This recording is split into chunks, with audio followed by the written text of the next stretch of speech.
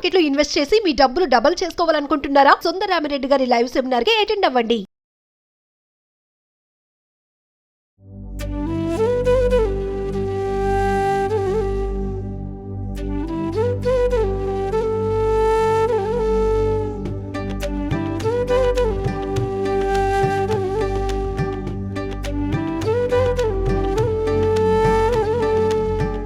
ప్రస్తుతం మనతో పాటు ప్రముఖ ఆధ్యాత్మికవేత్త శ్రీనివాసులు అనంతరామ శర్మ గురువు గారు ఉన్నారు. వీరితో ఈ రోజు కొన్ని విషయాల గురించి మనం చర్చిద్దాం. గురుగారు నమస్కారం అండి. నమస్కారం. గురుగారు, దేవి నవరాత్రుల్లో భాగంగా 9వ రోజు చేసుకోవాల్సిన అలంకరణ, నైవేద్యాలు, ఇంకా పూజా విధానం వివరించగలరండి? దుర్గాదేవి అలంకరణ, ఎర్రటి వస్త్రములు, తర్వాత పాకం గారెలు, తీపి గారెలు అంటాం. అవును అవును. బొబ్బట్లు అట్లా చెప్పబడుతుంది. పులిహోర కూడా నివేదన పెట్టవచ్చు. ఇక దుర్గాదేవి ఆరాధన.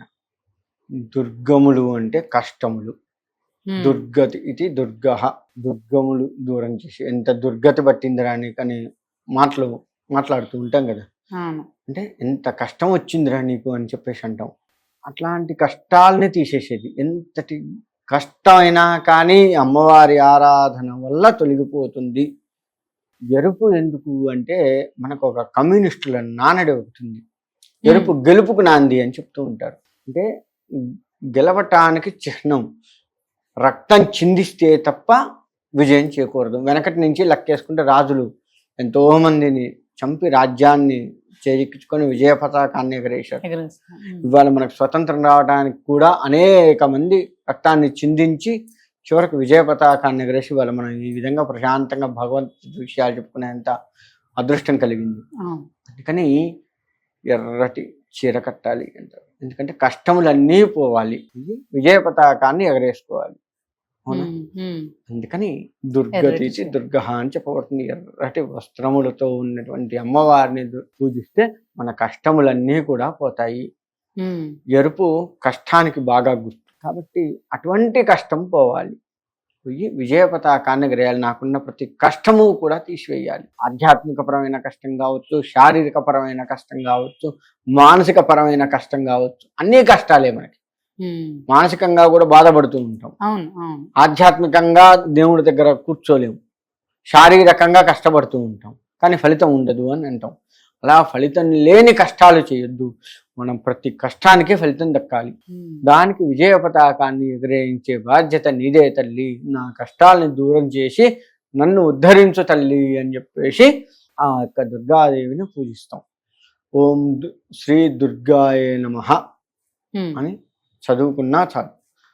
దుర్గతులు కష్టములన్నీ అమ్మవారు తీసేసి చక్కటి విజయాన్ని మనకు అందిస్తూ అమ్మవారు మనల్ని, మన కుటుంబాన్ని ఉద్ధరిస్తుంది. కాబట్టి దుర్గాదేవికి చెయ్యవలసిన ప్రతి పూజ కూడాను మానసికమైనటువంటి వైకల్యంతో చేయకుండా మనస్ఫూర్తిగా అమ్మవారికి కనుక చేస్తూ ఉంటే ప్రతి మానసిక రుగ్మతలతో సహా అన్నీ తీసివేసి అమ్మవారు మన ఇంట్లో విజయ పతాకం ఎగరేసేటట్టుగా చేస్తుంది. విజయాలను చేకూర్చి చక్కగా నిండుగా ఉంచుతుంది అమ్మవారు మన ఇల్లు మొత్తం కూడా. కాబట్టి అందరూ కూడా ఆ విధంగా అమ్మవారిని మనస్ఫూర్తిగా ఆరాధిస్తూ ఉండి అమ్మవారి అనుగ్రహం పొందాలి అని కోరుకుంటారు. ఈ 9 రోజులు తాంబూలం ఇచ్చుకోవచ్చు అంటారా? ప్రతి రోజు తాంబూలం ఆ రోజే ఈ అమ్మవారికి. ఎందుకంటే ఒక అవతారంలో అమ్మవారు వచ్చింది, ఆ అవతారాన్ని పరిపూర్ణత చేసుకొని వెళ్ళిపోవాలి కదా. ఇంకో అవతారంలో మరో రోజు రావాలి కదా. ఎందుకని ఏ అవతారంలో ఆ అవతారం తాంబూలం ఇవ్వాల్సిందే. ముత్తైదువులు ప్రతిరోజు ముత్తైదువుల్ని తెచ్చుకొని ముత్తైదువులకి ఇవ్వచ్చు తాంబూలం. ఎంతమందినైనా తెచ్చుకోవచ్చు. ఒకళ్ళు దొరికితే ఒకళ్ళే ఉండకూడదు, తోడు ఉండాలి. ఇటువంటి ఏమీ అమ్మవారికి ఇచ్చి మళ్ళీ ముత్తైదులకి ఒకరికైనా ఇచ్చుకోవచ్చు అంటారు. అమ్మవారికి పెట్టిందే ముత్తైదువులకు ఇచ్చుకోవచ్చు, లేదు ముత్తైదువులకు ప్రత్యేకంగా తెచ్చుకోవచ్చు. ఇక్కడ చేసే పని ఏంటంటే, పూజ చేసుకునే మనం ఏం చేస్తున్నామంటే ఒక 10,000 రూపాయల చీర తెచ్చుకుంటాం, అమ్మవారి ముందు పెట్టి కట్టుకుంటాం. ముత్తైదు వస్తే 200 రూపాయల చీర తెస్తాం. ఇది ఒకటి చేస్తారు మన వాళ్ళ దగ్గర. మంచి తెలివితేటలు ఏంటంటే ఇది ఒకటి ఉంది.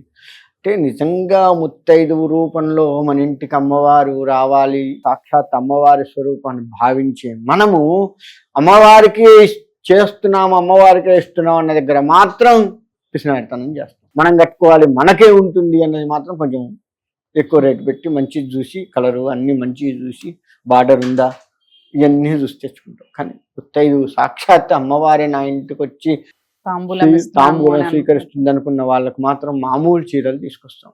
అది తప్పు. ఏది ఏదైతే ఉందో బ్రాహ్మణులకు కావచ్చు ముత్తైదువులకు కావచ్చు వాళ్ళు వాడుకునేటట్లు ఉండాలి. హైదే ఉంది అని జాకెట్ ముక్కలైనా సరే వాడుకునేటట్లు ఉండాలి. మంచివి తీసుకొద్దాం. ఎప్పుడు ముత్తైదువులు శ్రావణ మాసంలో వస్తారు, ఈ అమ్మవారి నవరాత్రులు వస్తారు. ఎప్పుడు నువ్వు ముత్తైదువులను ఎప్పుడు పిలుచుకోవు కదా పిలుచుకోమా కదా. కాబట్టి ఒకవేళ పిలుచుకున్న సత్యనారాయణ సంవత్సరం వ్రతంకి గృహప్రవేశాలప్పుడు పిలుచుకున్న ముత్తైదువులందరికీ ఇట్లా చెయ్యం కదా మనం. ముత్తైదు అమ్మవారి స్వరూపంగా నువ్వు భావించి చెయ్యవు కదా. ఒక్క శ్రావణ మాసం అమ్మవారి నవరాత్రులు తప్ప మిగతా ఏ నెలల్లో కూడా నిజంగా అమ్మవారి స్వరూపంగా నువ్వు ఎవరిని భావించవు, తిట్టి శాపిస్తాను తప్ప కదా. కాబట్టి ముత్తైదు అంటే భగవత్ స్వరూపం అమ్మవారి స్వరూపంగా భావిస్తున్నావు కాబట్టి మంచిదే పెడతాం వాళ్ళకు కూడా. వాళ్ళు కట్టుకొని ఎన్నాళ్ళైతే ఆనందిస్తారో ఎన్నాళ్ళైతే కట్టుకుంటారో ఇది ఫలానా కీర్తి ఇచ్చిందిరా వాళ్ళ ఇంట్లో పూజ పోతే ఇచ్చింది, ఎంత బాగుంది చూడు ఎంత బాగుంది, ఇలా చూసుకొని మురిసిపోతారు చూసారా. వాళ్ళు ఎన్నాళ్ళు మురిసిపోయారో అన్నాళ్ల పాటు నీకు అమ్మవారి అనుగ్రహం వస్తూ ఉంటుంది. అది గుర్తుపెట్టుకోవాలి. ఇదే అనుకున్నారా అక్కడితో ఆగిపోతుంది అనుగ్రహం. నువ్వు పూజ చేసినంత వరకే పోతుంది, మిగతాదంతా ఉండదు. అందుకని వాళ్ళు కట్టుకొని వాడుకునేటట్టుగా ఉండాలి. తీసి పక్కకు పడేసేటట్టు ఉండద్దు మనం ఇచ్చేది. ఆ విధంగా చేసుకోవాలి. ముత్తైదు రూపంలో అమ్మవారు వస్తుంది కాబట్టి చాలా జాగ్రత్తగా ఉండాలి. అలాగే ధన్యవాదాలు. మంచిదమ్మా.